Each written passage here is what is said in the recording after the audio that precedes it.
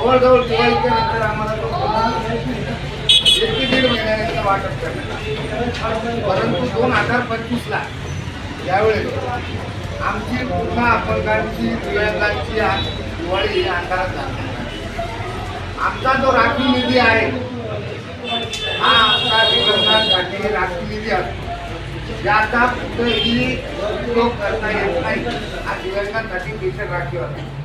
मग असं असताना नगरपालिकेने असं का केलं की आम्हाला दिव्यांग बांधवांना तुम्ही अंधारात ठेवलं? दिव्यांग बांधव हे मनुष्य नाहीत का?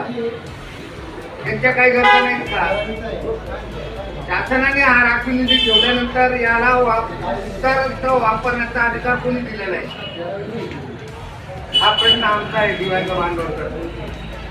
तरी आम्ही आज तुम्हाला निवेदन देतोय, जर हा राखीव निधी या 2-5 दिवसात जर आम्हाला मिळाला नाही तर इथून पुढे या नगरपालिकेला भीक लागली असं आम्ही समजू.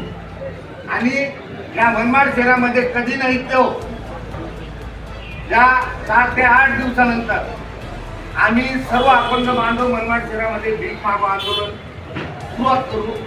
भीक मागो आंदोलनातून जे पैसा जमेल तो आणून तुमच्या समोर आम्ही ओळखून टाकू.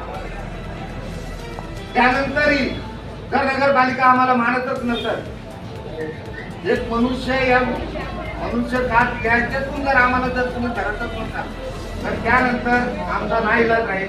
आम्ही नगरपालिकेला टाळं सुद्धा मारू आणि जे काय करायचं असेल पोलीस स्टेशन जे काय ऍक्शन घेईल त्याला आम्ही समोर जाऊ. आम्ही पोलीस स्टेशनला आम्हाला बंद जरी केलं, आमच्या न्याय हक्कासाठी आम्ही लढू. आम्हाला बंद जरी केलं, आम्ही रात्री तिथं आमच्या हे दिव्यांग बांधव असे त्यांना चालता येत नाही, दिसत नाही, कोणाला नीट खाता येत नाही, काही करत नाही, गलीवर येत त्यांना वरती येत नाही. अशा अवस्थेत जे लोक असताना तुम्ही लोकांनी हा नगरपालिकेच्या अधिकाऱ्यांनी आमच्याकडे का बरं दुर्लक्ष केलं? हा आमचा प्रश्न आहे. दरवर्षी तुम्ही जर असं करत असाल म्हणजे तुम्ही दिव्यांगांची चेष्टा करत नाही का? मानवतेच्या दृष्टिकोनातून तरी तुम्ही संबंधित अधिकाऱ्यांनी आमचा विचार करावा आणि आमचा दिव्यांग निधी ताबडतोब द्यावा. त्याच्यानंतर वेगळं आंदोलन होईल, तीव्र होतील, रस्ता रोको सुद्धा करायला आम्ही घाबरणार नाही. आणि असाही मरतोय आणि तसंही मरतो. आपण 4 वेळेस भेटतो, त्यांच्याशी संपर्क केला आणि यांनी आपल्याला वेळोवेळी फक्त 8 दिवसांनी दिले. फक्त 8 दिवसांनी देतो, 10 दिवसांनी देतो, 15 दिवसांनी देतो. अंधारात गेली, पुन्हा अपंगाची दिवाळी अंधारात गेली आणि आता आपण हे यांना शेवटचं निवेदन